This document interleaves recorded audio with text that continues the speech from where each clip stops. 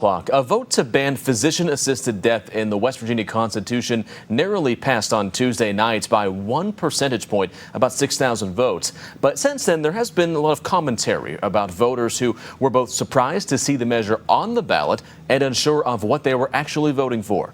Anna Saunders explains. Voters expressing surprise and confusion over the wording of the amendment.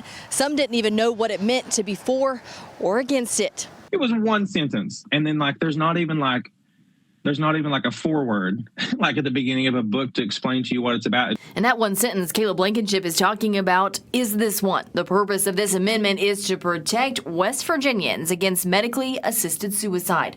Voters were then asked to check for or against it. Voting for it has now put a medically assisted suicide ban in the West Virginia Constitution. This is something that is already illegal in West Virginia, but by putting it in the Constitution, it's more likely to go unchanged. But because the full amendment was not listed out, some voters did not understand the implications of it, and others say they voted against what they actually believed because they didn't understand the prompt. My big question is A, was it done on purpose to be misleading? If so, that's wrong. And B, if people fully understood, which I've talked to many people and they were confused and misled by the vote. If people fully understood what the vote was, would the outcome be different?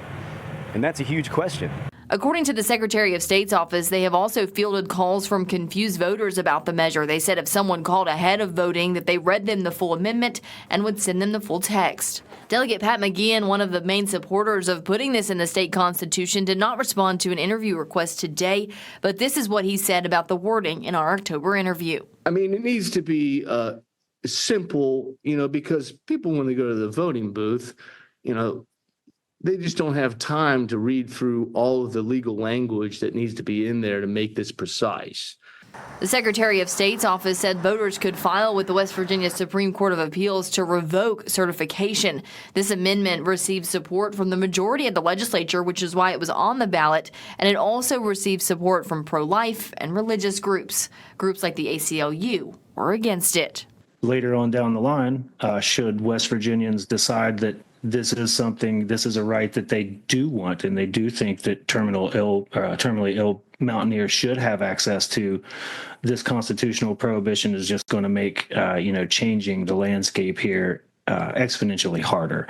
I spoke with voters who said that anytime something holds this much weight, regardless of how someone stands, the amendment should be written out in full, and the instructions should be clear. This is the kind of thing you knock on doors for. This is the kind of thing that you have meetings at your local health department or a county commission meeting where you discuss and answer questions to the public, or send out a informative letter to the mail. And I think realistically, if more people had an understanding of it, that the votes would have been a lot more of a narrow margin. Now, local races still all have to be certified, but if this does go through, it will immediately go into the state constitution. In Charleston, Anna Saunders, Eyewitness News. Thanks for watching. Here's another video from Eyewitness News. And click here to subscribe to our channel to get the latest.